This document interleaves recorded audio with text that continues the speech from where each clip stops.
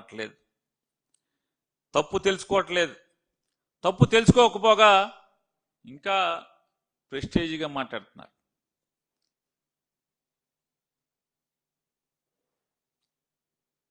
ఇవాళ ప్రజలు కోరుకునేది ఏంటి? ఈ రాష్ట్రంలో ఉన్నటువంటి ప్రజలు కానీ వ్యవస్థలు కానీ కోరుకునేది ఆంధ్రప్రదేశ్ రాష్ట్రంలోనే కాదు, భారతదేశం మొత్తం కూడా విద్య కానీ వైద్యం కానీ ఈ రెండు కూడా ప్రభుత్వ రంగంలోనే ఉండాలి, ప్రభుత్వాల చేతుల్లోనే ఉండాలి, పాలకుల చేతుల్లోనే ఉండాలి తప్పితే అదొక బాధ్యతగా ప్రభుత్వాలు భావించాలి తప్పితే ఏ పరిస్థితుల్లో ప్రైవేట్ రంగం దాన్ని ఆ కబంధ హస్తాల్లోకి వెళ్ళిపోతే ప్రజలు సర్వనాశనం అవటం అనేది కూడా ఆ జ్ఞానం లేకపోవటం ఎంత దురదృష్టం ఈ రాష్ట్రానికి. ఇవాళ నారా చంద్రబాబు నాయుడు గారికి 14-15 ఏళ్ళు దాటిపోయినట్టుంది. ముఖ్యమంత్రి 15 ఏళ్ళు ముఖ్యమంత్రి అనుభవం, 45-50 ఏళ్ల రాజకీయ అనుభవం అని చెప్తున్నాడు ఆయన. 75 ఏళ్ల వయసు ఒంటి మీదకి వచ్చింది చంద్రబాబు నాయుడు గారికి. ఇవాళ ఆయనకి సామాన్యుల పట్ల కానీ పేదల పట్ల కానీ ఆయన ఆలోచన విధానం మాత్రం మారట్లేదు. ఎన్టీ రామారావు గారిని కూలదోసి ఆ కుర్చీ లాక్కున్న దగ్గర నుంచి కూడా ఈ రోజు దాకా కూడా సామాన్యుల పట్ల పేదల పట్ల చంద్రబాబు నాయుడు గారి యొక్క దృక్పథం మారట్లేదు. ఒకసారి ముఖ్యమంత్రి 4 పదులు కుర్రాడు. జగన్మోహన్ రెడ్డి గారు సామాన్యుల పట్ల పడే తాపత్రయం లేదా తను తీసుకున్న నిర్ణయాలు, తను చేసేటువంటి ఆలోచన విధానం చూసైనా నారా చంద్రబాబు నాయుడు గారు మారాలి కదా. మారకపోగా ఆయన ఈ తంతు చూస్తున్నాం మనం.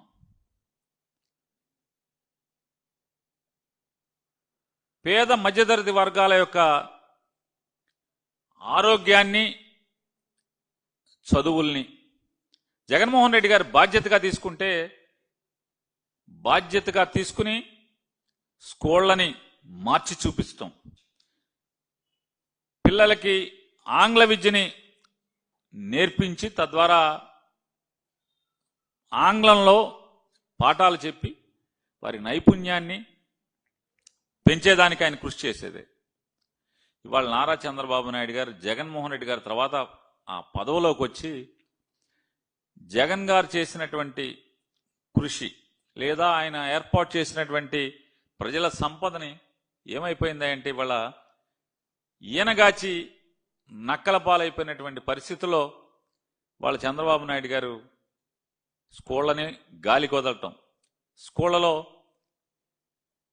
ఇంగ్లీష్ విద్యను తీసేయటం, సాంకేతికంగా వాళ్ళని నైపుణ్యవంతులను చేయాల్సినటువంటి ట్యాబ్లు ఇచ్చే కార్యక్రమాన్ని ఆపేయటం, ఆఖరికి బ్యాగుల మీద కూడా కక్కుర్తి, స్కూల్ పిల్లల పుస్తకాలు మోసే బ్యాగుల మీద కూడా కక్కుర్తి. ఆ బ్యాగులన్నీ కూడా పట్టుమని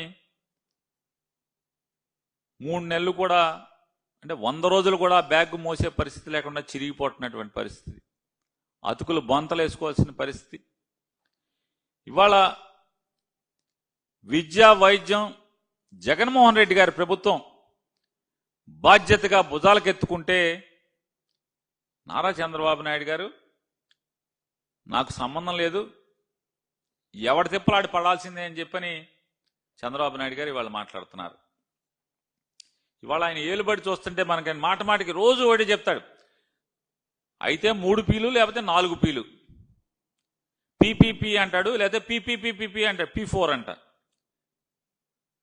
ఈ పీపీపీలో కానీ P4లో కానీ ఈ రాష్ట్రంలో బాగుపడినోడు ఎవడన్నా ఉన్నాడా? చంద్రబాబు నాయుడు గారు, ఆయన కొడుకు పవన్ కళ్యాణ్ గారు తప్పితే, లేదా తెలుగుదేశం వాళ్ళు ఎవడన్నా బాగుపడ్డాడేమో కానీ ఒకటి అది కూడా తెలుగుదేశం వాళ్ళు కూడా గ్రామాల్లో ఏడుస్తున్న పరిస్థితి.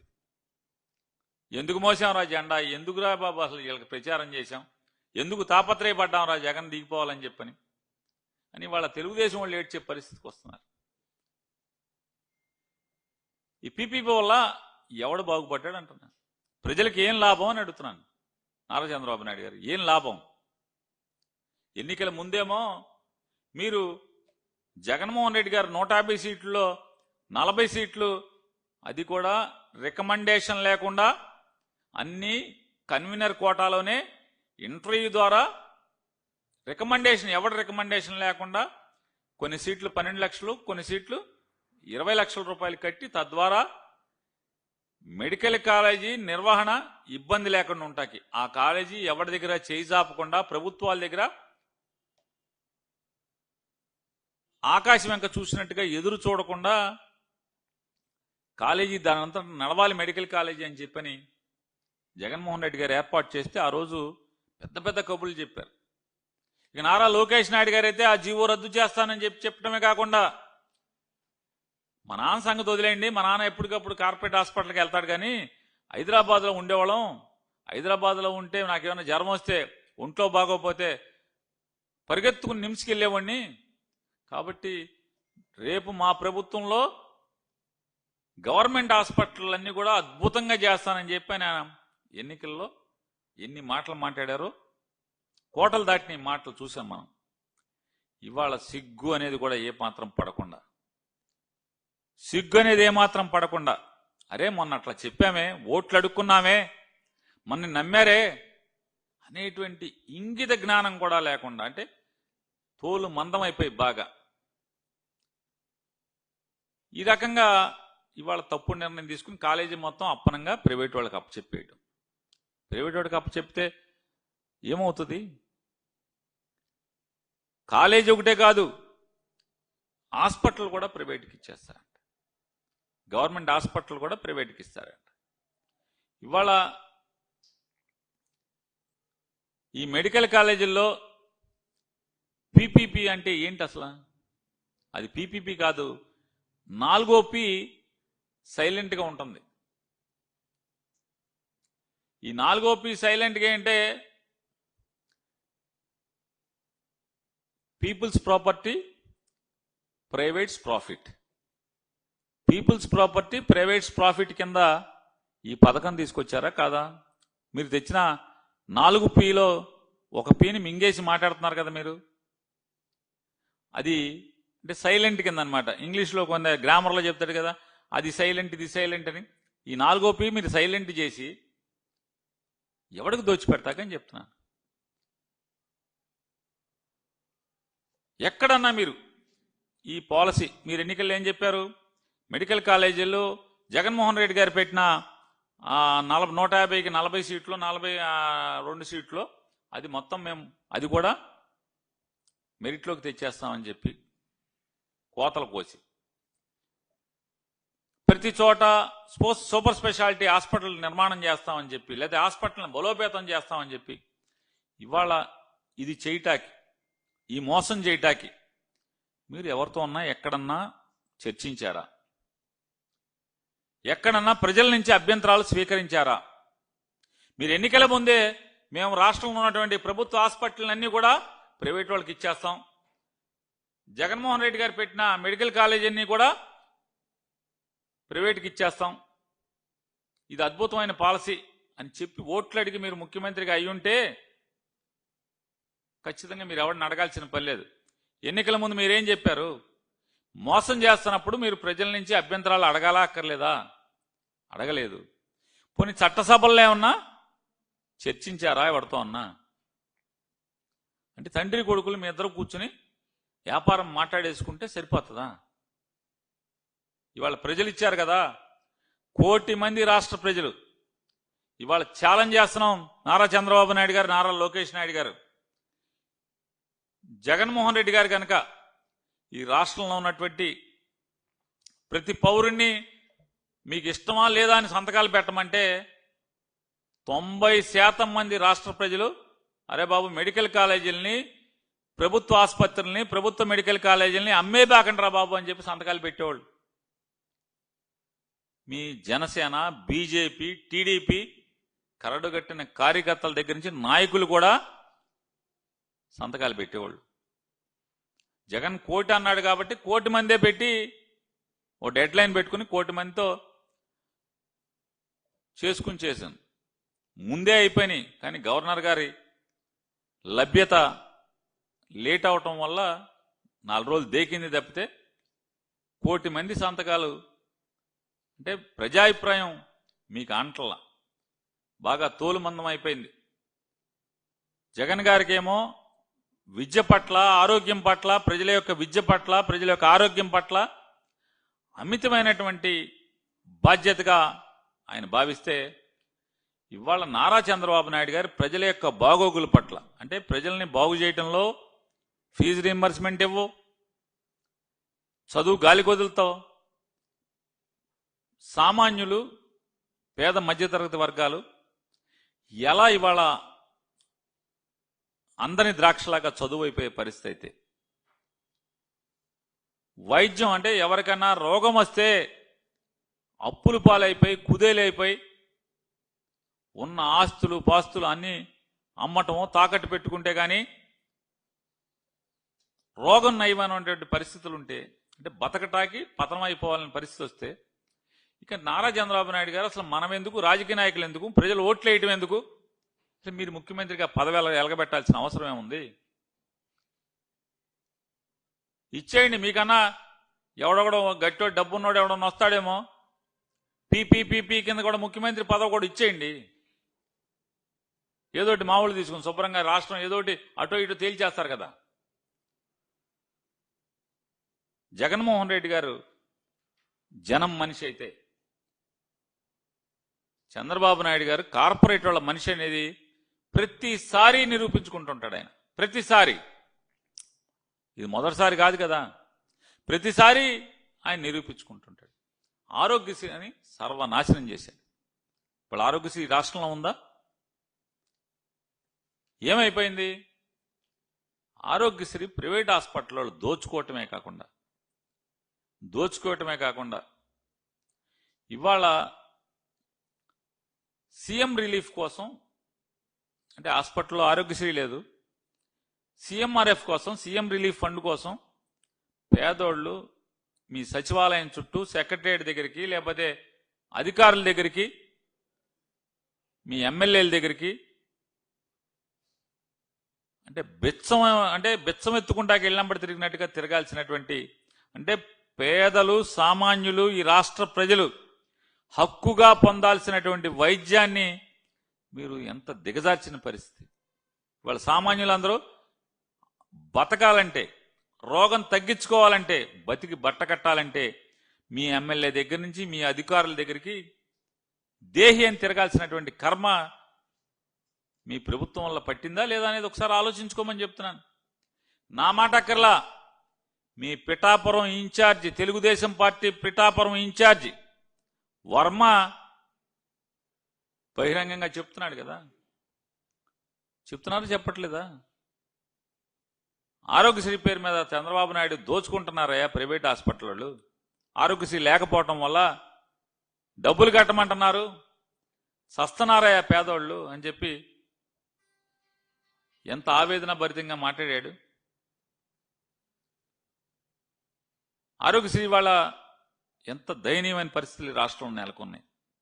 అంటే పేదోడు, సామాన్యుడు నోరెత్తలేడనే కదా మీ అహంకారం. వాళ్ళ ఆరోగ్యశ్రీని నిలిపేయటంలో మీ అహంకారం ఏంటని అడుగుతున్నాను. ప్రశ్నిస్తానని చెప్పని ఓట్లు అడుక్కున్న ఆయనేమో ఇంకా జగన్మోహన్ రెడ్డి గారినే ప్రశ్నిస్తూ ఉంటాడు.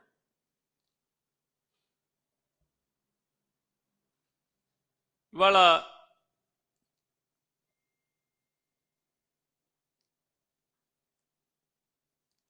ఒకటే అడుగుతున్నా నారా చంద్రబాబు నాయుడు గారిని. చాలామంది పేపర్లోళ్ళు, చాలామంది యూట్యూబర్స్ అంటే చంద్రబాబు నాయుడు గారికి వంత పాడతా ఏమని మాట్లాడుతున్నారు? కేంద్రం నీతి ఆయోగ్ ఇదే ఇదేంటి, మామూలుగా ఆడు చెప్పాడు, ఈడు చెప్పాడు, గవర్నమెంట్ ప్రైవేట్ పీపీపీ కింద ఇచ్చేయమని చెప్పారని చెప్పి చెప్తున్నారు. మీకు అంత మోజుంటే, మీ వాళ్ళకు దోచి పెడదామని కనుక మీకుంటే కొత్తగా మెడికల్ కాలేజీలు పెట్టు. పీపీపీ కింద మెడికల్ కాలేజీ పెట్టండి. పెట్టద్దని ఎవడన్నా అన్నాడా? నీ బ్రాండింగ్ ప్రకారం నువ్వు చేసుకో.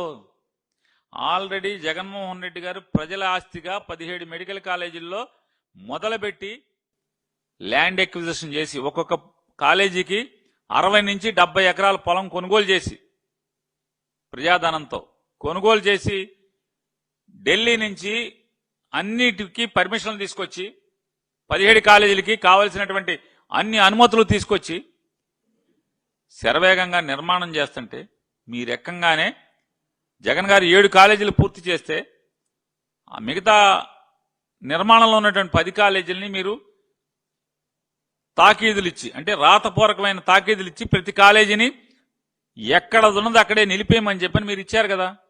ఆ 10 కాలేజీల్లో పనులు ఆపేయమని కాగితాలు ఇచ్చి ఆర్డర్లు వేసి ఇవాళ జగన్మోహన్ రెడ్డి నిన్న ఆయన మాట్లాడతాడు. జగన్కి అంత పేదవాళ్ల పట్ల ప్రజల పట్ల అంత మమకారం ఉంటే 5 ఏళ్లను పూర్తి చేయొచ్చు. కానీ అది సిగ్గు కూడా పడకుండా చంద్రబాబు నాయుడు గారు 17 మెడికల్ కాలేజీలు 2 ఏళ్లు కరోనా పోతే 17 మెడికల్ కాలేజీలు నిర్మాణం చేయాలని ఆలోచన చేయటం, స్థలాలు కొనటం, 7 కాలేజీలు పూర్తి చేయటం, 10 కాలేజీలు సగంలో ఉండటం గొప్పగా అనిపించట్లేదా? చూసి సిగ్గు అనిపించట్లేదా చంద్రబాబు నాయుడు గారు? ఎలా మాట్లాడతారు? రోజుకొక అబద్ధం, పూటకొక అబద్ధం. మీకు అంత మోజుంటే కొత్తగా కాలేజీలు పెట్టుకోండి. ప్రైవేట్లో మెడికల్ కాలేజ్ పీపీ మీకు కావాల్సిన వాళ్ళందరికీ పెట్టుకోండి. ఎవడొద్దన్నాడు? ఇవాళ మెడికల్ కాలేజీలకి టెండర్ పిలిచాం అని చెప్పి గొప్పగా చెప్పారు. టెండర్లు పిలిచినటువంటి మెడికల్ కాలేజీకి ఎవడూ రాకపోతే దానికి జగన్ రౌడీజం అంట. జగన్మోహన్ రెడ్డి గారు బెదిరిస్తాడా? ఈ రాష్ట్రాన్ని అట్ట చేస్తున్నాడు, ఇట్ట చేస్తున్నాడు అన్నారు. నిన్నటిదాకా ఏం కోతలు కోశారు? సొరకాయ కోతలు కోశారు. జగన్మోహన్ రెడ్డి గారు ఈ రాష్ట్రం నుంచి వ్యాపారస్తుల్ని లేదా ఇండస్ట్రియలిస్ట్ని తోలేస్తే మేము రాగానే అందరూ క్యూ కట్టి పరిగెట్టుకుంటూ వస్తున్నారు అని చెప్పి మాట్లాడారు కదా. మరి ఈ హాస్పిటల్ వాళ్ళు ఎందుకు రావట్లా? ఎందుకు రావట్లంటే ఈ రాష్ట్రమే కాదు, ఈ సమాజంలో ప్రతి ఒక్కరికి కూడా ఇది పాపం. ఈ పాపపు కూడా మనకు వద్దు అనుకుని ఎవడు రావట్లేదు తప్పితే ఎందుకు రారు? ఇది తప్పు అని చెప్పి అందరికీ తెలిసింది కాబట్టి చంద్రబాబు నాయుడు ప్రభుత్వం చేస్తున్నటువంటి ఈ పాపంలో మనం భాగం పంచుకోవద్దని చెప్పనే ఇంగిత జ్ఞానం, వాళ్ళకున్న జ్ఞానం కూడా మీకు లేకపోతే ఎట్టా దిగజారిపోయారంటే వీళ్ళు. కిమ్స్ మెడికల్ ఆదోనిలో కిమ్స్ టెండర్ వేసిందని చెప్పని మొత్తం ఈనాడు, జ్యోతి, ఆడు ఈడు ఎవడ పడితే ఆడు డబ్బాలు కొట్టేశారు. ఆదోనిలో కిమ్స్ వచ్చేసిందని చెప్పని. తెల్లారేపటికేమో కిమ్స్ హాస్పిటల్ వేయడం మాకేం సంబంధం లేదు, మేము వేయలేదు, మేము అసలు అటువంటి ఆలోచన కూడా మాకు లేదనే కిమ్స్ హాస్పిటల్ వాళ్ళు చెప్తారు. ఇప్పుడు సిగ్గి ఎవడకు పోయింది అని అడుగుతున్నాను. ఈ దిక్కుమాలిన వ్యవస్థ, వీళ్ళ ప్రభుత్వం ఎంత దిక్కుమాలిన ప్రభుత్వం అంటే, ఏమండి కిమ్స్ రాలేదని స్టేట్మెంట్ ఇచ్చారు అని చెప్పని విలేకరులు అడిగితే ఆయన మంత్రి గారు చెప్తాడు, మేము ప్రభుత్వం పొరపాటు పడింది, కిమ్స్ లో పనిచేసే డాక్టర్లు, పోన్లే కిమ్స్ లో పనిచేసే డాక్టర్తో వేయించారు దొంగ టెండర్, అందులో పనిచేసే అటెండర్తోనో శవాలు కోసేవాడితోనో వేయించలేదు టెండర్, అక్కడ సంతోషం. కిమ్స్ లో పనిచేసేటువంటి హాస్పిటల్ తుడిచి ఆయన్నో, మార్చిలో శవాలు కోసి అతన్నో, కుట్లేసి ఆయన్నో, లేదా అక్కడ కాంపౌండర్ గారితోనో టెండర్ వేయించి కిమ్స్ హాస్పిటల్లో వేశారని చెప్పలేం. ఫోన్లో డాక్టర్తో వేశారు, ఎవరో షా అంటే వేశాడని చెప్తున్నాడు. ఏముంటది ఈ షాలు బోలు ఇవన్నీ ఏమవుతాయి చంద్రబాబు నాయుడు గారు? రేపు జగన్ గారు వస్తున్నాడు, వచ్చాక సిట్ వేయడా? సిట్టుకు ఒక గుణశేఖర్ బాబు అని ఒక ఆఫీసర్ రాడా? ఆ గుణశేఖర్ బాబు ఈ షాల్ని బోల్ని ఎత్తుకొచ్చాడా? ఎవడేయించాడో టెండర్లు చెప్పరా? షా చెప్పడా? ఎక్కడికి పిలిచారు? ఎవరు మాట్లాడారు? టెండర్ ఏమన్నారు, సంతకం ఎవడు పెట్టించాడు, డ్రాఫ్టింగ్ ఎవడు చేశాడు, అప్లికేషన్ ఎవడు పూర్తి చేశాడు, ఇవన్నీ చెప్పరేంటి? గుణశేఖర్ బాబు లాంటి ఆఫీసర్ గుణశేఖర్ బాబు వస్తాడు, గుణశేఖర్ బాబు చిట్టు బాస్ అవుతాడు, ఎత్తుకురారేంటి? తప్పు వద్దయా చంద్రబాబు నాయుడు గారు, ఇది పాపం అయ్యా. రాజధానిలో తింటున్నావు కదా అంటే నువ్వు అనొచ్చు, నువ్వు చూసావా, నువ్వేమైనా బోకరేజ్ చేసావా అంటే నేను బోకరేజ్ చేయలా.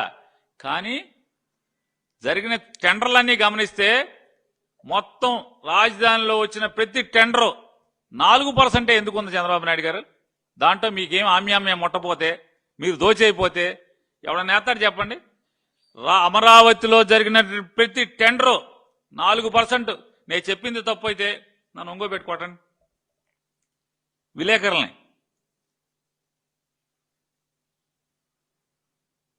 మీకే చెప్తున్నా, నేను చెప్పింది తప్పు అయితే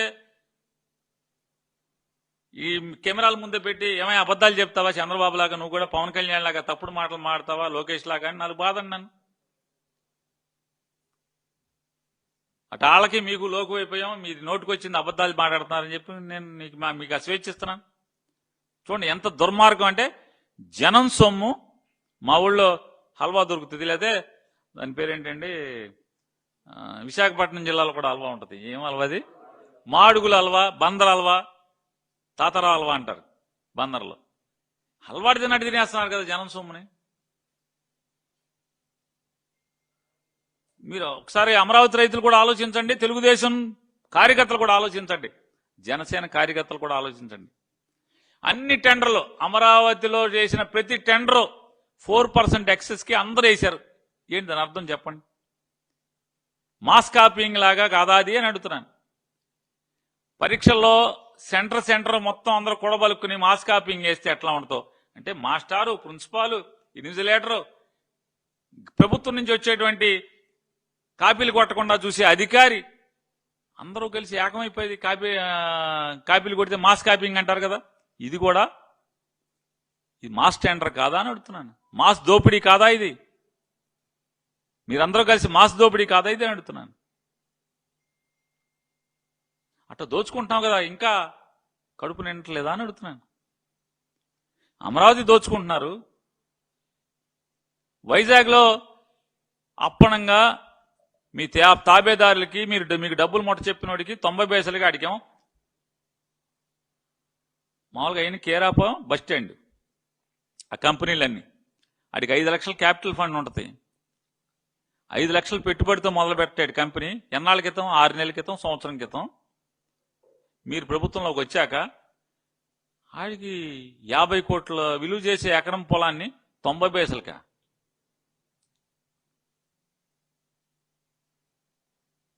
టీసీఎస్ వాళ్ళు కానీ, లేదా మీరు ఇచ్చే గూగుల్ కానీ, ఏ కంపెనీ అయినా, పెద్ద పెద్ద కంపెనీల పేర్లు చెప్తున్నారు మీరు, ఏ రాష్ట్రంలో అయినా, ఆఖరికి బెంగళూరు కానీ హైదరాబాద్లో కానీ ఫ్రీగా 99 పైసలకి ఎక్కడ తీసుకున్నారా అని అడుగుతున్నాను. ఇక్కడ ఎందుకు తీసుకుంటున్నారు? కావాలని మీరు పిలిచి, ఏమంటే మీరు ల్యాండ్ ఇస్తాం 90 పైసలకని అంటే ఒక పెద్దోడి పేరు చెప్పి మీరు ఆ భూముల్ని, విశాఖపట్నంలో ఉన్నటువంటి భూములన్నీ దోచుకోవటమే కదా. అయినా కడుపు నిండట్లా మీకు. అసలు ఇదేదో మామూలుగా ఏదో కుంభకర్ణుడికి పొట్టలాగా ఉంది మీది, తండ్రి కొడుకులది ఇద్దరిది. ఆకలి తీరని ఆకలి అనమాట, మామూలుగా విపరీతంగా అయిపోయి మెడికల్ కాలేజ్ వదిలేయచ్చు కదా. ఈ గవర్నమెంట్ మెడికల్ కాలేజ్ అనుకుని అమ్ముకుని కడుపు నింపుకోవాలా? తప్పు కదా. అంటే వీళ్ళకి ఎవడో టెండర్ వేసాడో తెలియకని కాదు, జనాల్ని నమ్మించటం. మసిపూసి మారేడికాయటాకి తానా అంటే తందా అనే మామూలుగా బుర్రకథకి పక్కన డోలకు కొడతారు కదా. ఆ బుర్రకథ మాస్టర్ ఆయన తానా అని చెప్పగానే పక్కన తందానా అంటారు. చంద్రబాబు నాయుడు గారు తానా అనగానే వెంటనే ఆంధ్రజ్యోతి, ఈనాడు, టీవీపై ఆపై తందానా అని కొట్టేయటమే. కిమ్సో టెండర్ వేయలేదు. ఎవడు చెప్పాడు? మీ డోలక్ బ్యాచ్కి కిమ్స్ టెండర్ వేసిందని ఎవడు చెప్పాడు? మీరు చెప్పకపోతే ఎవడు చెప్పాడు? అంటే ప్రజల్ని ఏమార్చుదామని. ఎవడో కిమ్స్లో పనిచేస్తాడంట, సరే, ఈ దోపిడీ ఆకపోగా ఎంత దుర్మార్గం అంటే రాజధాని ఇవాళ రాజధాని ఏర్పాటు అవ్వగానే అంటే దాహం తీరలేదని దానికోసం ఎంత నిస్సిగ్గుగా పచ్చిగా ఏదో అంటారు కామాతురాణం నా భయం నా లజ్జ అని. ఈ దోపిడీదారులకి నా భయం నా లజ్జ ఈ ప్రభుత్వానికి.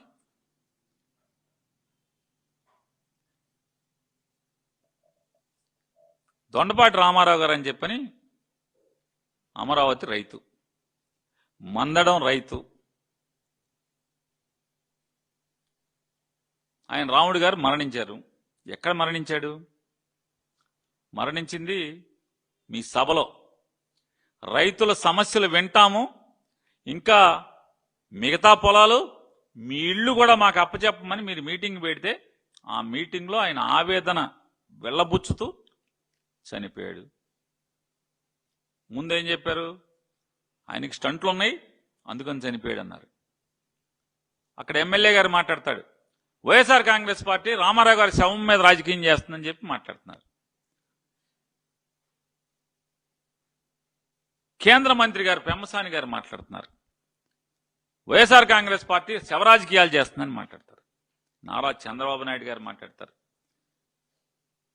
శవాలను అడ్డం పెట్టుకుని రాజకీయం చేస్తుంది వైఎస్ఆర్ కాంగ్రెస్ పార్టీ అని మాట్లాడతారు. సరే అండి, మేము శవాలను అడ్డం పెట్టి రాజకీయం చేస్తున్నామని అన్నాం. డాక్టర్ సుధాకర్ బాబు చావుని ఈ రోజుకి కూడా, ఆయన మరణించి ఎన్నాళ్ళయింది, ఎన్ని తద్దినాలైనాయి, ఈ రోజుకి కూడా మీరు జగన్మోహన్ రెడ్డి గారి సంబంధం అది. ఆయనకి అనారోగ్య సమస్యలు లేవా?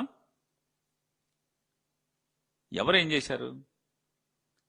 మీరేమో చంద్రబాబు నాయుడు గారికి వ్యతిరేకంగా ఒక మాట మాట్లాడితే ఉద్యోగంలోంచి రిమూవ్ ఫ్రమ్ సర్వీస్ చేసేస్తారా? పోస్టింగ్ పెడితే మీ మీ మీ దుశ్చర్యలకు వ్యతిరేకంగా ఫేస్బుక్లోనో వాటిలోనో ట్విట్టర్లోనో దాన్ని లైక్ కొడితేనో దాన్ని సస్పెండ్ చేస్తారా? కోవిడ్ టైంలో బాధ్యతగా ప్రవర్తించాల్సినటువంటి ఒక డాక్టర్ బాధ్యత మరిచి అసత్యాలు మాట్లాడినప్పుడు ప్రభుత్వం చర్యలు తీసుకోదా అంటున్నా. మీకు ఒక కమర్షియల్ ట్యాక్స్ ఆయనో లేకపోతే ఎవరో ఒక ఆయన ఫేస్బుక్లో పోస్ట్ పెట్టుకుంటే మీ ఎందుకు సస్పెండ్ చేశారని అడుగుతున్నాను. ఒక సిఐ గారు మీకు నోటీస్ ఇస్తే ఆ సిఐని రిమూవల్ ఫ్రమ్ సర్వీస్ అంటే అది ఉద్యోగం నుంచి నువ్వేమైనా ఉద్యోగం ఇచ్చావా? వాళ్ళ అమ్మా నాన్న కష్టపడి చదివిస్తే చదువుకున్నటువంటి ఆ వ్యక్తి కాంపిటేటివ్ ఎగ్జామ్లో పాస్ అయ్యి ఉద్యోగం తెచ్చుకున్నటువంటి ఒక పోలీస్ అధికారిని నువ్వు ఉద్యోగం నుంచి ఎలా తీసేస్తావు? నువ్వు మాత్రం అసలు మామూలుగా ఆ శవం లేదు, శవం కన్నా అయిపోయింది, బొయ్యికలు కూడా మిగలలేదు, ఈ రోజుకి ఆ ఫోటో పుచ్చుకుని మీరు ఊరేగుతారు. జగన్ చంపాడు, జగన్ చంపాడు. ఇక్కడ ఎవడేం మాట్లాడారు? నోటికి శుద్ధి లేకుండా మాట్లాడతారు. రాముడు గారి మరణించాడు. ఎందుకు మరణించాడు? చనిపోయే ముందు రాముడు గారు, మందడం రాముడు గారు మాట్లాడినటువంటి ప్రతి మాట డైయింగ్ డిక్లరేషన్ కింద తీసుకోవాలా తీసుకోక్కర్లేదా అని అడుగుతున్నాను. డైయింగ్ డిక్లరేషన్ కాదా అది? ఏం మాట్లాడాడు?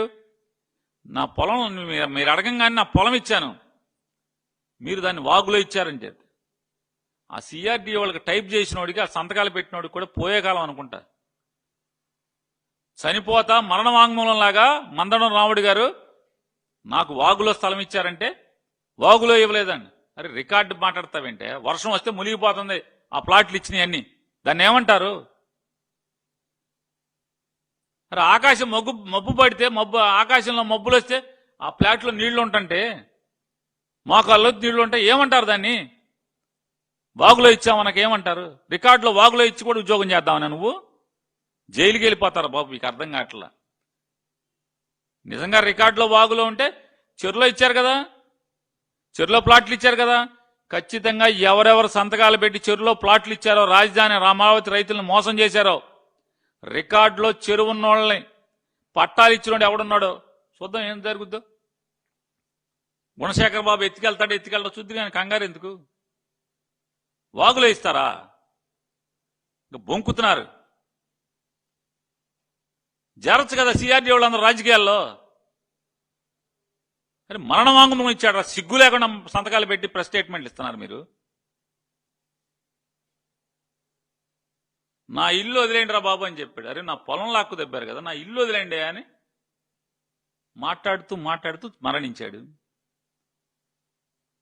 ఏమన్నారు? మీ ఆ పాపం మీదిరా అని చెప్పి మాట్లాడారు. వైసీపీ ఎవరన్నా మాట్లాడి ఉంటే, ఒకళ్ళ మాట్లాడి ఉంటే తప్పు కాదా?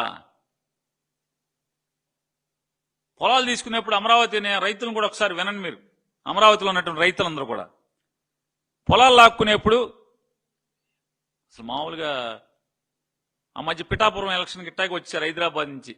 ఆడు ఈడు వెంకయ్య పుల్లయ్య ఆడు ఈడు ఎవడెవడోడు వచ్చేసాడు. అది ఎవడెవడో వచ్చి మీకు ఇక్కడ ఏమైనా జరిగితే ఫస్ట్ మేము వస్తామన్నారు. ఫస్ట్ లేదు లాస్ట్ లేదు, అంతవరకు వెళ్ళి చూసినోడు లేడు. అక్కడ ఘోరాలు జరుగుతుంటే పట్టించుకున్నోడు లేడు. గోతులు పూడితే పూడిసినోడు లేడు, అక్కడ పూడుస్తాకి. రైతులకు పంట పోతే చూసినోడు లేడు. ఫస్ట్ నేను వస్తానని చాలా మంది మాట్లాడారు. ఏపీ ఇన్ సేఫ్ హ్యాండ్స్ అన్నారు. సేఫ్ ఎక్కడ బాబు? యముడి చేతుల్లో ఉన్నాయి. ఇవాళ ఆంధ్రప్రదేశ్ మొత్తం ప్రజలందరి బతుకులు యముడి చేతుల్లో ఉన్నాయి.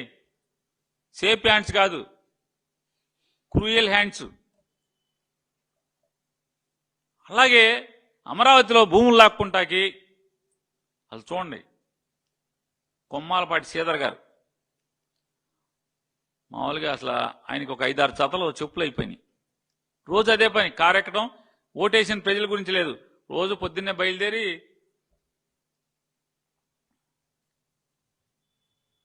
రావటం, అమరావతిలో అందరికీ చెప్పటం, మీది తినాలి మాది తినాలి అంటాం, ఫ్లాట్లు ఇచ్చేయమంటాం. ఆయన అయిపోయాడు. నరేంద్ర గారు, ధూళిపాళి నరేంద్ర గారు, ఆయన ఊరు వెళ్తాం, మీది తినాలి మాది తినాలి అని ఒక పాట పాడటం, ఇచ్చేయండి చంద్రబాబు గారికి అని ప్లాట్లు ఇచ్చేయమన్నారు. పెంటపాటి పుల్లారావు గారు, పెంటపాటి కాదు ఆయన పత్తిపాటి పుల్లారావు గారు. పుల్లారావు గారు కూడా, ఆయన కూడా గుంటూరు అవతల ఒంగోలుకి ఆనుకుని ఉంటాడు. అక్కడి నుంచి కారు వేసుకుని బర్రని అమరావతి వచ్చేయటం, మీది తినాలి మాది తినాలి అని పాట పాడటం, ఊరూరా తిరగటం.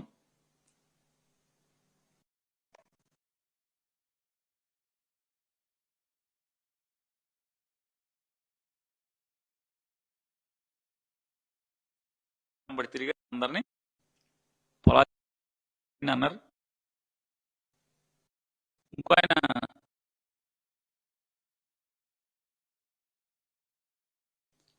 ఆయన కూడా తిరిగారు గట్టిగా. ఈ రాష్ట్ర భవిష్యత్తు మీ ప్రజల భవిష్యత్తే కాదు, ఈ రాష్ట్రం మీ పిల్లల భవిష్యత్తు కాదు, రాష్ట్రంలో ఉన్న 5 కోట్ల మంది భవిష్యత్తు మీరివ్వాలి, మీరివ్వాలి, మీరివ్వాలి, మీది తినాలి మాది తినాలి అని తిరిగేదారు మొత్తం అంతా. ఈ తెనాలి బ్యాచ్ అంతా తిరిగి పొలాలు తీసుకున్నారు. ఏరయ్యా వాళ్ళ తెనాలి బ్యాచ్ ఏరంటున్నా? ఏమైపోయారు? ఇవాళ ఎవడంటే మొత్తం రైతులను మోసం చేశారు, వాళ్ళకి టోపీ పెట్టారు, కుచ్చు టోపీ, వాళ్ళ గురించి పట్టించుకునేవాళ్ళు లేడు. ఇవాళ ఎవడొచ్చాయంటే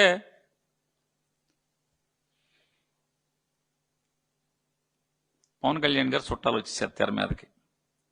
అంటే నీకు చుట్టాలు కానీ నాకు కూడా చుట్టాలేండి.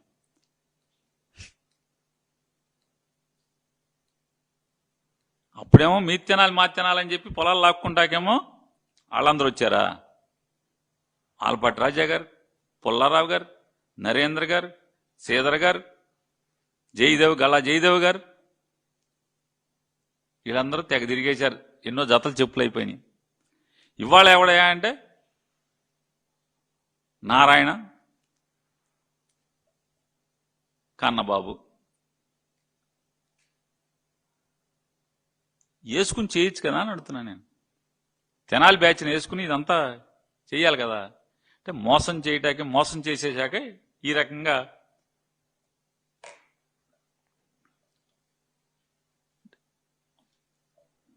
వాళ్ళు అంటే పొలాలు లాక్కుంటాకేమో వాళ్ళు, సున్నం పోయిటాకేమో వీళ్ళు. ఈ పరిస్థితిలో పాపం ఎలక్షన్కి నెల్లూరులో వడ్డీకి అప్పిచ్చే వాళ్ళందరూ కూడా క్యూల్లో ఉంటే ఆటోగ్రాఫ్లు పెట్టినట్టుగా నోట్ల మీద సంతకాలు పెట్టి తెచ్చి మూటలు అప్పు చెప్పాడు పాపం నారాయణ గారు ప్రతి ఎలక్షన్కి.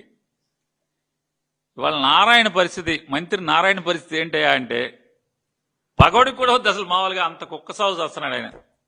దారుణం అంటే దారుణం అనమాట. పగోడికి కూడా రాకూడదు. అంటే చంద్రబాబుని నమ్ముకుంటే, చంద్రబాబుని నమ్మితే అంటే వాళ్ళు ఎంత దీనస్థితిలోకి వస్తారు ఎవరెవరు అన్నది ఈ రాష్ట్ర ప్రజలు. నారాయణ ఒకడే కాదు, ఈ రాష్ట్ర ప్రజలు కూడా పరిస్థితి కూడా అదే పరిస్థితి. అధోగతి పాలైపోవటమే. చంద్రబాబును నమ్ముకున్నాడు ఎవరైనా సరే అధోగతి పాలైపోతామే. పీకే గారు జాగ్రత్తగా ఉండు, మరో నారాయణలాగా అయిపోవద్దని చెప్పని జాగ్రత్త చెప్పడం. అంత గురించి చేయగలిగేదే ఉంది. తోటి తెనాలోడిగా అంతకుమించి చేయగలిగేదే ఉంటుంది. ఇవాళ చంద్రబాబు నాయుడు సహజ లక్షణం, జగన్మోహన్ రెడ్డి గారిది ఒక దుర్మార్గమైన రాజ్యం, రౌడీ రాజ్యం అని చెప్పి మాట్లాడతాడు. రౌడీజాన్ని సహించను, ఎవరినైనా బేడీలేసి రోడ్డెంపటి నడిపిస్తా అని చంద్రబాబు నాయుడు గారు అంటాడు. మోకాళ్ళ మీద ఉంగోబెట్టి కీళ్లు కీళ్లు మక్కిలు ఎరగొడతానని ఇంకో ముఖ్యమంత్రి అంటాడు. సైలెంట్. ఇంకో ముఖ్యమంత్రి అంటాడు 4 Pలు ఉన్నాయి కదా మెడికల్ కాలేజీలో, 4 Pలు PP people's property private profit లాగా ఆ ప్రాఫిట్ ఆపేస్తారనమాట. అట్లాగే కూడా సైలెంట్. ఆ ముఖ్యమంత్రి ఇట్టా అంటాడు. ఇక మన రాష్ట్రానికి చాలా ధైర్యశాలి, దీశాలి,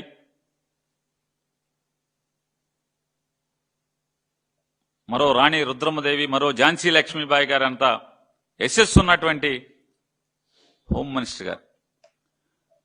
వారు శాఖ మాత్రం వారు పట్టించుకోరు. హోంశాఖలో మర్డర్లు అయిపోని, కిరాతకాయలు అయిపోని, అమ్మాయిల్ని చెరిచేయని, చెరబట్టని, చంపేయని, ఆస్తులు లాక్కొని కబ్జాలు చేయని ఎక్కడ ఆవిడ అసలు మాట్లాడరు. ఈ రాష్ట్రంలో శాంతి భద్రతలు దిగజారిపోతున్న పరిస్థితులు భారతదేశంలో కేంద్ర ప్రభుత్వం చెబుతుంది ఈ రాష్ట్రం నాశనం అయిపోతుందని. అయినా వారేం మాట్లాడరు. నాకు అంటే నేను అడిగా చాలా మందిని, ఏంటి అసలు హోంశాఖ వదిలేసి జగన్ని దూషణ శాఖ ఇచ్చారేంటి ఆవిడికి? జగన్మోహన్ రెడ్డి దూషణ శాఖ అమాత్యుడు. ఏంటంటే సార్ ఆవిడ చూస్తే మాకు ఎవరో గుర్తుకు వస్తున్నారని ఒకసారి ఆఫీస్ యాదవులకి బుద్ధి జ్ఞానం లేదు. ఈ మధ్య మరీ ఘోరం అయిపోయి నెలకి 2 సార్లు పిలుస్తున్నారు బ్యాంక్ ఆఫీస్ లో. అల్లాడిపోతున్నాడు మహానుభావుడు, అల్లాడిపోతున్నాడు. గబా బయలుదేరిపోయాడమ్మా. తెల్లారు వచ్చాక తెలిసింది అప్పుడే ఉద్యోగం కాస్త ఊడిపోయేది. అల్లాడిపోతున్నాడమ్మా. ఆఫీస్ యాదవులకి బుద్ధి జ్ఞానం లేదు. ఈ మధ్య మరీ ఘోరం అయిపోయి నెలకి 2 సార్లు పిలుస్తున్నారు బ్యాంక్ ఆఫీస్ లో. అల్లాడిపోతున్నాడు మహానుభావుడు, అల్లాడిపోతున్నాడు. గబా బయలుదేరిపోయాడమ్మా. తెల్లారు వచ్చాక తెలిసింది అప్పుడే ఉద్యోగం కాస్త ఊడిపోయేది. అల్లాడిపోతున్నాడమ్మా. అల్లాడిపోతున్నారని నేనేం మాట్లాడలే. సెక్రటరియట్ లో విలేకరులు అందరూ చెప్తున్నారు పాప అల్లాడిపోతున్నారు. మంత్రి గారు అల్లాడిపోతున్నారండి. ఇక్కడ అలా ఆయన ఉద్యోగానికి పిలుస్తున్నారు అనుకున్నట్టే హోమ్ మినిస్టర్ శాఖలో మాత్రం, హోంశాఖలో మాత్రం, లా అండ్ ఆర్డర్లో మాత్రం ఏలు పెట్టినట్ల. కనీసం కానిస్టేబుల్ ట్రాన్స్ఫర్ కూడా ఆవిడని చేయనివట్ల.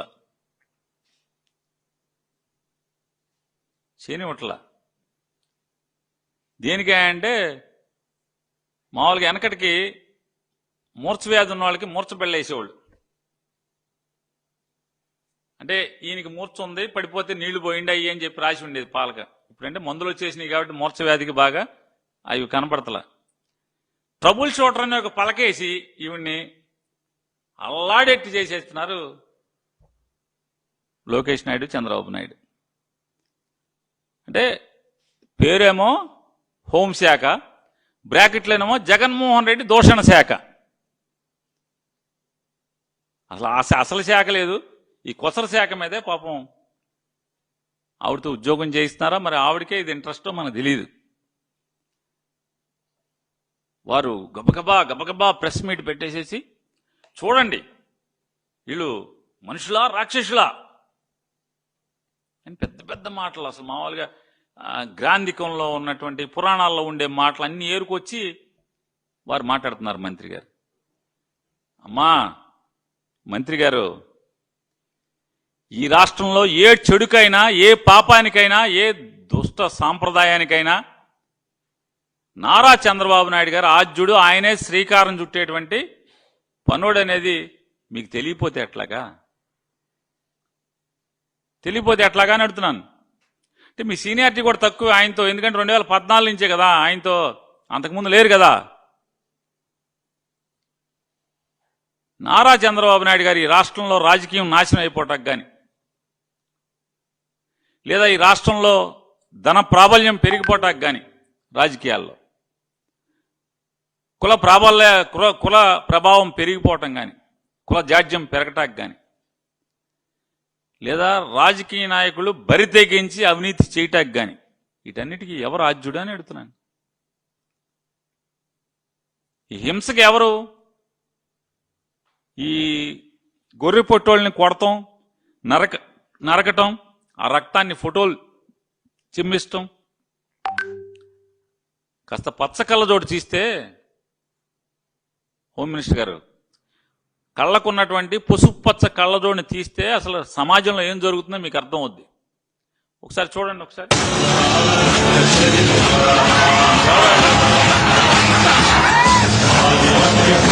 చంద్రబాబు నాయుడు గారి ఫోటో,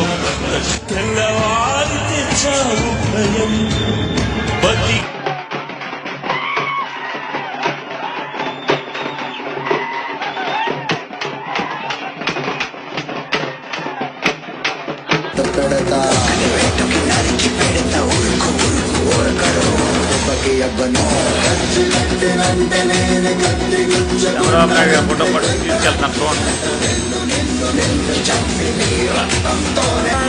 గొర్రెపోటు వాళ్ళని నడిపించుకుని తీసుకెళ్తారు సెంటర్లో కోసి చంద్రబాబు నాయుడు గారి ఫోటోకి రక్తాభిషేకం చేస్తున్నారు. ఇవన్నీ ఎలక్షన్ గెలిచిన తర్వాత హోమ్ మినిస్టర్ గారు, మీరు జగన్మోహన్ రెడ్డి గారి మీద మీరు గెలిచి ప్రభుత్వాన్ని 164 సీట్లతో ఏర్పాటు చేశాక ఇవన్నీ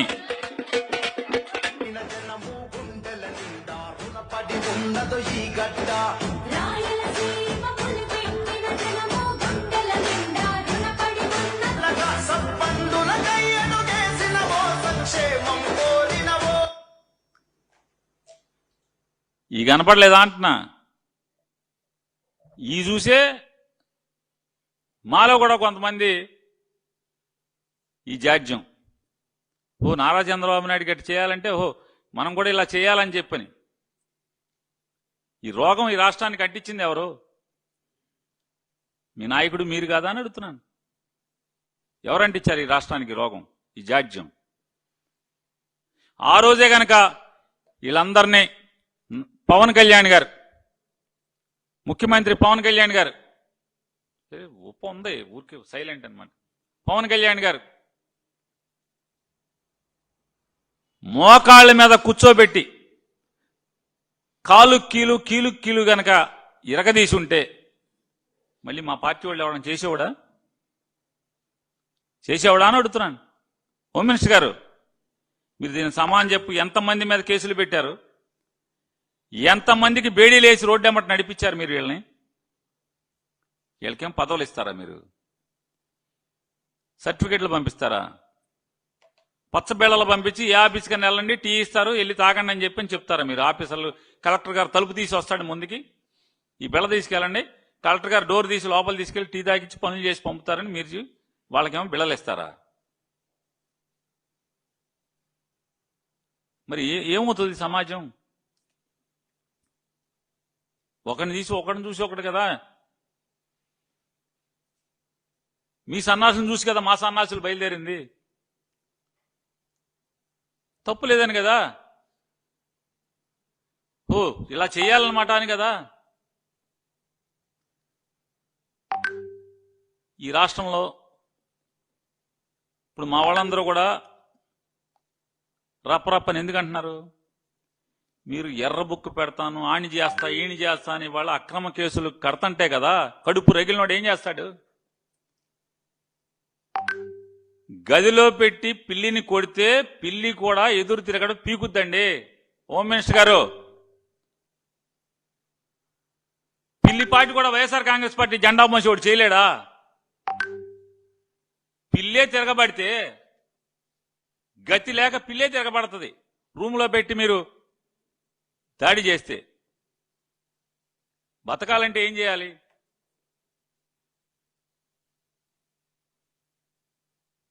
తిరుగుబాటు చేయక ఏం చేస్తారు?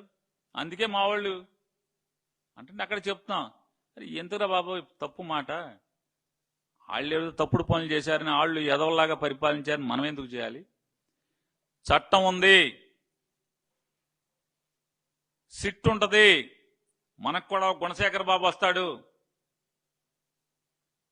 మనకు కూడా కిషోర్ వస్తాడు, మంచి ఆఫీసర్లు వస్తారు. మన దగ్గర కూడా ఐపీఎస్లు రిటైర్ అయిన ఆఫీసర్లు అడ్వైజర్లుగా వస్తారు. చట్టం మేరకు అందరినీ శిక్షిద్దాం, తప్పులు చేసిన వాళ్ళందరినీ. ఎవరు హింసకి వాళ్ళని చూసి మీరు చెడిపోబాకండి, కడుపు రేగిలి తప్పుడు పనులు చేయబాకండి. శాంతి భద్రతల్ని కాపాడదాం. గుణశేఖర్ బాబు లేకపోతే అశోక్ బాబు, కిషోర్ బాబు ఇట్లాంటి బాబుల్ని పెట్టుకుని సిట్లో ఖచ్చితంగా చట్టం మేరకు చట్టానికి లోబడి బిఎన్ఎస్ఎస్ కొత్తగా వచ్చినాయి కదా, వీటన్నిటి ద్వారా తప్పకుండా అణిచివేద్దాం. పాపాత్ముల్ని, తప్పులు చేసిన వాళ్ళని, దుర్మార్గుల్ని చట్టం మేరకు శిక్షిద్దాం. అయ్యా వైఎస్ఆర్ కాంగ్రెస్ పార్టీ జెండా మోసేవాళ్ళారా, వాళ్ళని చూసి మీరు తప్పుడు పనులు చేయబాకండి, తప్పుడుగా మాట్లాడబాకండి అని రిక్వెస్ట్ చేస్తూ, అట్లాగే నేను అడుగుతున్నాను, రామారావు గారి గురించి మీరు మాట్లాడారు కదా మేమేదో అని. మందడం రాముడు గారి పొలం లాక్కున్నారు, మందడం రాముడు గారు ఇల్లు లాక్కోబోతున్నారు, మందడం రాముడు గారి ప్రాణాలు కూడా లాక్కున్నారు కదా. దానికి మాకేం పాత్ర? మేమేం రాజకీయం చేశాం? మీ పెమ్మసాని గారు, మీ ఎమ్మెల్యే గారు వెళ్తే ఆ ఇంట్లో వీళ్ళు ఏం మాట్లాడుతున్నారు? ఇంకెవరిని చంపుదామని వస్తున్నారు అంటే అది కూడా మేమే రాజకీయమా? లేదా వాళ్ళ ఇంట్లో వాళ్ళు రాజకీయం చేస్తున్నారా? బోరున విలపిస్తున్నటువంటి వాళ్ళ కుటుంబ సభ్యులు రాజకీయం చేస్తున్నారా? ఏమన్నారు మిమ్మల్ని? ఏమన్నారంటున్నా? మరి అక్కడ మాట్లాడచ్చు కదా. పెమ్మసాని గారును ఎమ్మెల్యే గారు, ఏయ్ నెవర్ మైండ్, ఏడిస్తే ఆడవని కానీ రాజకీయాలు చేస్తారేంటి, మా మీద మాట్లాడతారేంటి అని అలాగా ఎందుకు అనరు? వైసీపోడు లోకువా. 10 ఛానల్స్ ఉన్నాయి, 2 పేపర్లు ఉన్నాయి, మీరు ఏది వాగినా రాయటాకి చూపించటాకి, కాబట్టి మీ ఇష్టానుసారం మాట్లాడతారు. ఇది కాదండి నేను అడుగుతున్న, అమరావతి రైతులు దీని గురించి మీరు ప్రేమ వలకబోస్తున్నారు కదా, ముసలి కన్నీరు కాలుస్తున్నారు కదా. మీకోసం పడి చచ్చినటువంటి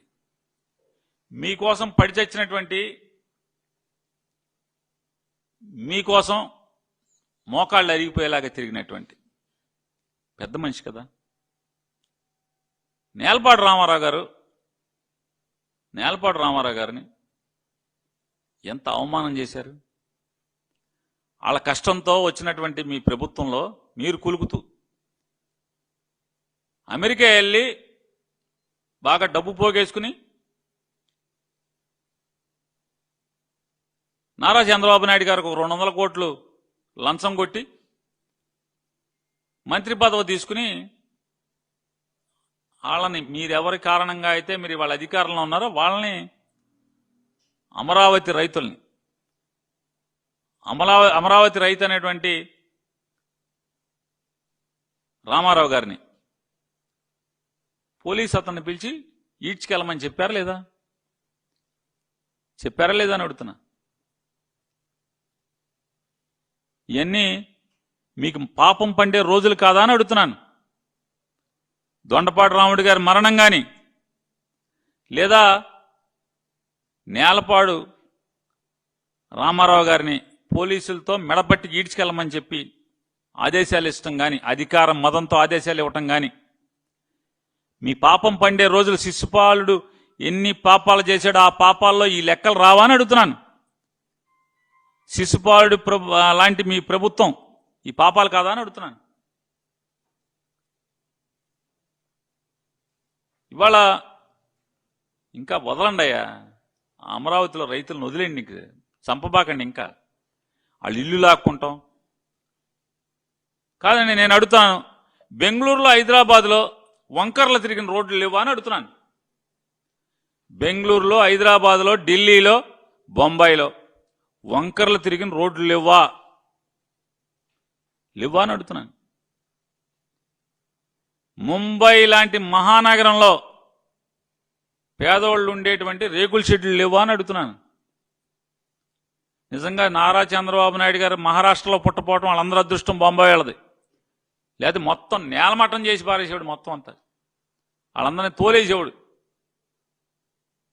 ఇవాళ నారా చంద్రబాబు నాయుడు గారి ప్రభుత్వం కానీ, ఆయన కొడుకు ప్రభుత్వం కానీ, పవన్ కళ్యాణ్ గారి ప్రభుత్వాన్ని చూస్తుంటే వెనకటికి ఒక అరబ్ షేక్ సామెత గుర్తుకొస్తుంది. చలికి, ఎడారిలో చలికి తట్టుకోలేకపోతుందని చెప్పని ఒంటిని లోపల తలదాచుకోమని చెప్తే ఒక గంట గడిచేపటికి మామూలుగా అరబ్ షేక్ వెళ్ళి టెంటు బయట ఉన్నాడంట, చలికి చచ్చిపోయాడు. తెల్లారేపటికి ఈ ఒంటి మాత్రం టెంట్లో పడుకుంది. అదే సామెతలో తెలంగాణలో, హైదరాబాద్లో దొంగతనం చేస్తూ దొరికిపోయి ముద్దాయిగా తెల్లారేపటికి మూటాముళ్ళు సర్దుకుని కరకట్ట మీదకి చేరి మీరు మీ పొలాలు ఇవ్వండి అని చెప్పని ముసలి కన్నీరు కార్చి మీది తినాలి మాది తినాలి పాటలేసుకు తిరిగి ఇంతమందిని తిప్పి భూమి ఇచ్చిన రైతులకి ఇవాళ ఆనాటి అరబ్ షేకు గతి ఇవాళ అమరావతి రైతులకు పడుతుందా పడతలేదా అనేది ఒకసారి ఆలోచన చేసుకోండి. పాలకులారా, ఇంత దుర్మార్గానికి ఒడిగడతా రామారావు గారిని స్త్రీలోలుడని, లక్ష్మీపార్వతి గారిని సంసార జీవితం కోసం పెళ్లి చేసుకున్నాడని, ఆ అమ్మాయికి కీలుబొమ్మ అయిపోయాడు, ఆవిడ చేతిలో కీలుబొమ్మ అయిపోయాడని దుర్మార్గంగా ప్రచారం చేసి ఆవిడ మీ సవతి తల్లి అవుతుందని మా కుటుంబ సభ్యులందరినీ కూడా గిల్లి ఊరూరు హరికృష్ణ గారిని ప్రచారం చేయించి మా నాన్న చెడిపోయాడు, మా నాన్న పెళ్లి చేసుకున్నాడు, లేదా మా నాన్న అదే ఈ వయసులో పెళ్లి ఏంటని ఇట్లా కార్యకర్తలకు అన్యాయం జరుగుతుందని చెప్పని తిప్పి రామారావు గారి మీద విష ప్రచారం చేసి రామారావు గారిని రామారావు గారిని పడేస్తే మీ అందరూ చొక్కాలు చింపి కీలు కాలు తీస్తారు ప్రజలని చెప్పని ముందు రామారావు గారిని దుర్మార్గుడిగా చిత్రీకరించి, లేకపోతే బలహీనుడిగా చిత్రీకరించి, స్త్రీలోలుడిగా చిత్రీకరించి రామారావు గారిని పడేసినట్టే. జగన్మోహన్ రెడ్డి గారిని కూడా ఇవాళ గత 5 ఏళ్లు చెల్లిని చంద్రబాబు నాయుడు గారు మీకు, మీ బ్యాచ్కి గత 5 ఏళ్లు చెల్లిని జగన్మోహన్ రెడ్డి గారిని కూడా ఒక దుర్మార్గుడిగా, ఒక రాక్షసుడిగా మీ ఇష్టం వచ్చినట్టు మాట్లాడి చిత్రీకరించి, కానీ రామారావు గారు అంత అమాయకుడు మాత్రం జగన్మోహన్ రెడ్డి గారు కాదనేది గుర్తుపెట్టుకోండి. మీకున్న సహజ లక్షణం నైజం, మీకు గిట్టని వారిని మానసికంగా చంపేసి బురదేసి మీకున్నటువంటి ప్రచార మాధ్యాల ద్వారా చెడుగా చిత్రీకరించి వాళ్ళని వాడుకుని వదిలేయటం అనేది, లేకపోతే తోసేయటం అనేది, అవతలను దుర్మార్గులుగా చిత్రీకరించడం అనేది మీకు వెనతో పెట్టిన విజయ. కాబట్టి జగన్మోహన్ రెడ్డి గారి గురించి రౌడీ అని రకరకాలుగా మాట్లాడతారు. అసలు రౌడీజం చేస్తున్నది ఎవరు ఈ రాష్ట్రంలో? మీరు కాదా? ఈ రాష్ట్రాన్ని సర్వనాశనం చేస్తూ పోలీస్ వ్యవస్థని కాకి బట్ట అంటే విలువ లేకుండా చేస్తున్నది ఎవరు? కాకి కరుకంతా కూడా పోయి ఇవాళ బతుకు జీవుడాన్ని పోలీసులు ఉద్యోగం చేస్తున్నది, వాళ్ళకి ఆ కర్మ పట్టింది పోలీసులకి. మీ వల్ల కాదా అని అడుగుతున్నాను. మీరు 20 మాసాలు ఏలుబడి వల్ల కాదా? ఒకటయ్యా, ముందు మీ అండదండలతో రౌడీజం చేస్తున్నోళ్ళు, ఆస్తులు కబ్జా చేస్తున్నోళ్ళు, కిరాతకాలు చేస్తున్నోళ్ళు, రేపులు చేస్తున్నోళ్ళు, మర్డర్లు చేస్తున్నోళ్ళు, మీ వాళ్ళని ముందు అరెస్ట్ చేయి, కంట్రోల్ చేయండి. ఎంత దుర్మార్గం అంటే, పాపం ఆడెవడో జనసేన కుర్రోడిని బేడీలేసి ఆయన కాళ్ళంతా చితగ్గొట్టి నడవలేని స్థితిలో రోడ్లెంపడి తిరుగుతూ ఆ వైసీపోనని చెప్పిన ముద్రేస్తారు. అంటే రాజకీయం కోసం ఎవరినైనా బలిపెట్టగలిగేటువంటి నేర్పరి బరి తెగించిన వాడు నారా చంద్రబాబు నాయుడు గారు అనేది మనకి వాళ్ళ అనంతపురం జిల్లాలో జరిగినటువంటి సంఘటన ద్వారా అర్థమవుతుంది కదా రాష్ట్ర ప్రజలకి. వాళ్ళ అమరావతి గురించి, అమరావతిలో చూస్తున్నాం కదా, ఆ వీళ్ళ కోసం కష్టపడినటువంటి సుబ్బారావు గారి అబ్బాయిని పోలీసులతో మెడబెట్టి బయటికి గెంటమని చెప్పని మదంతో మాట్లాడిన మంత్రిని చూసాం మనం. నిజంగా ఆ సుబ్బారావు గారి అబ్బాయి తలుచుకుంటే ఆ ఊరు దాటి మీరు వెళ్తారా? ఆ ఊరు దాటి వెళ్తారా అంటున్నా. రేపు ఓటు అడుగుతాక వెళ్ళగలవా మంత్రి గారు? నడమంత్రపు సిరొస్తే ఇట్లాగుంటది. 200 కోట్లు పెట్టి కొనుక్కుంటే ఇలాగుంటుందండి మంత్రి గారు. నారా చంద్రబాబు నాయుడు గారు ఇట్లాంటి కట్టి పెట్టండి, తప్పుడు ప్రచారం మానండి, విషం చిమ్మే రోజులు అన్నీ అయిపోయినాయి. ఇవాళ ఈ రాష్ట్రం గురించి పట్టించుకోండి. రాష్ట్రంలో మెడికల్ కాలేజీలు అమ్మద్దు, ఎవరికి దోచి పెట్టద్దు అని 1 కోటి మంది వాళ్ళ గళాన్ని వినిపించారు. దాన్ని పరిగణలోకి తీసుకుని బుద్ధి మార్చుకోమని చెప్పని, అలాగే రాష్ట్రంలో పెచ్చుమీరుతున్నటువంటి, హద్దులు దాటుతున్నటువంటి తెలుగుదేశం గూండాల రౌడీజాన్ని పోలీసులకి స్వేచ్ఛ ఇచ్చి కంట్రోల్ చేయమని, అలాగే అమరావతి రైతుల్ని ఇప్పటికి చంపారు చాలుగా, ఏదో బతుకుడు జీవుడు దాన్ని బతుకుతారు, ఇంకా వాళ్ళని నాశనం చేయకుండా, వాళ్ళ ఇళ్లు లాక్కోకుండా మందడంలో పక్క నుంచి రోడ్డు వెళ్తే ఏమన్నా మీ సొమ్మెమ్మ పోద్దా? ఏమవుద్ది? వాళ్ళు ఇల్లు లాక్కోవాలా?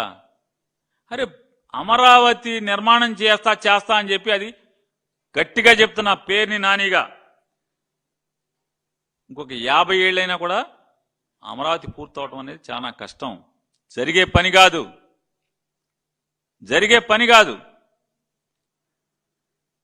దాన్ని వాళ్ళ జగన్మోహన్ రెడ్డి గారు అనేక సార్లు చెప్పాడు.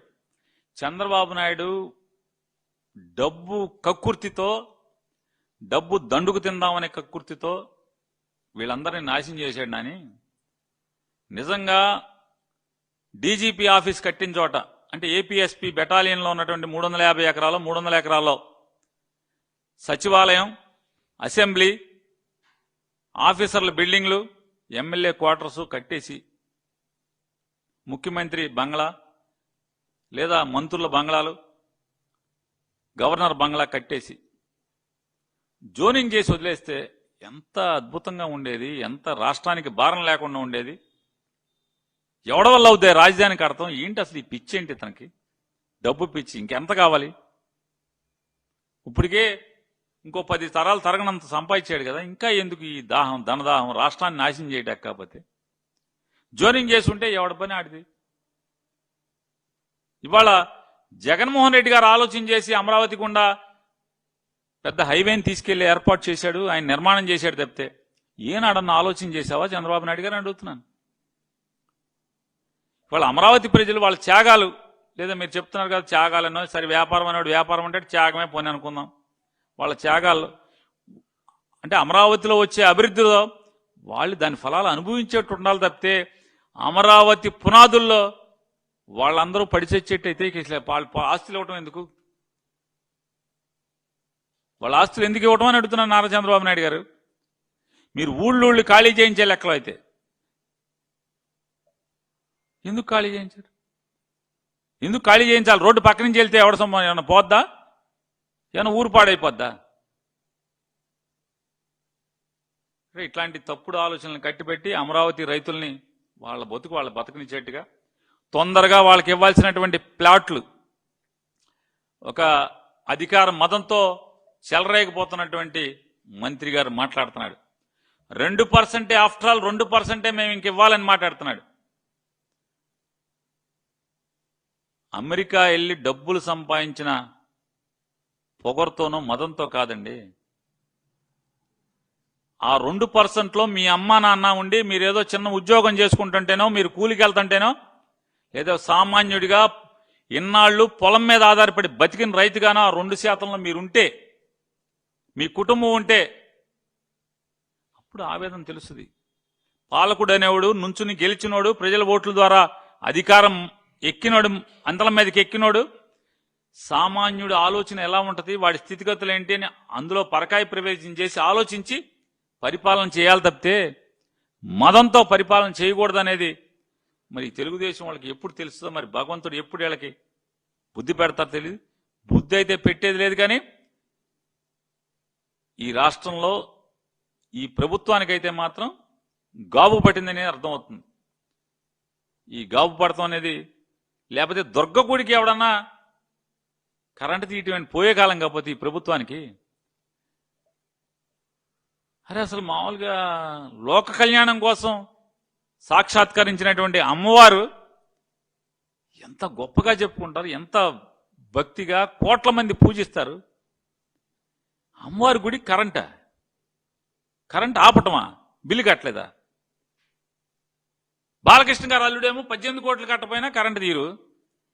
అమ్మవారు 3 కోట్లు కట్టలేదంట. 3 కోట్లు మాఫీ చేస్తే పోయేకాలమా మీ ప్రభుత్వానికి? ఎన్ని మాఫీ చేస్తున్నారు? ఎకరం 50 కోట్లు 60 కోట్లు చేసే పొలాన్ని 90 పైసలకి 99 పైసలకి ₹10 ఇస్తున్నారు మీరు. అమ్మవారి గుడికి కరెంట్ ఏమైనా ఉచితంగా ఇస్తే మీకు పోయేకాలమా? మా హిందూయిజం, మా సనాతనం అంటారు, మెట్లు కడుగుతారు. అంటే ఇవన్నీ పోయే కాలం బుద్ధులు. పోయే కాలం వచ్చినప్పుడు ఇలాంటివే జరుగుతూ ఉంటాయి ఖచ్చితంగా. ఇవన్నీ తార్కాణాలు. ఈ ప్రభుత్వం పోయే కాలం వచ్చిందనకి మందడం రాముడి గారి మరణం కానీ, లేదా అమ్మవారి గుడిలో ఈ అపచారం కానీ, కరెంటు తీసేయటం కానీ, లేదా తిరుపతి కొండ మీద భక్తులు మరణించడం, తోపులాట్లో మరణించడం కానీ, ఖచ్చితంగా ఇవన్నీ కూడా ఈ ప్రభుత్వానికి పోయే కాలం వచ్చిందనకి తార్కాణాలుగా అర్థమవుతుంది మనకి.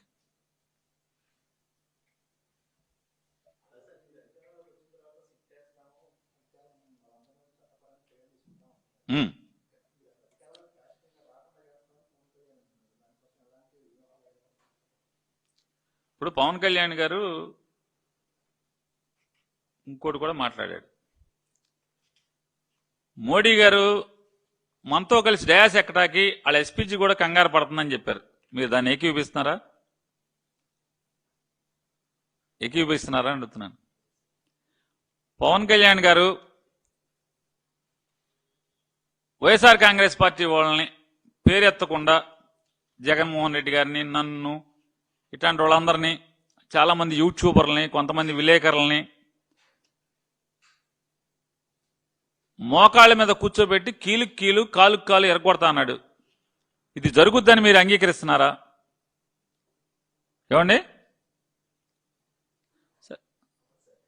అవ్వదు కదా మరి.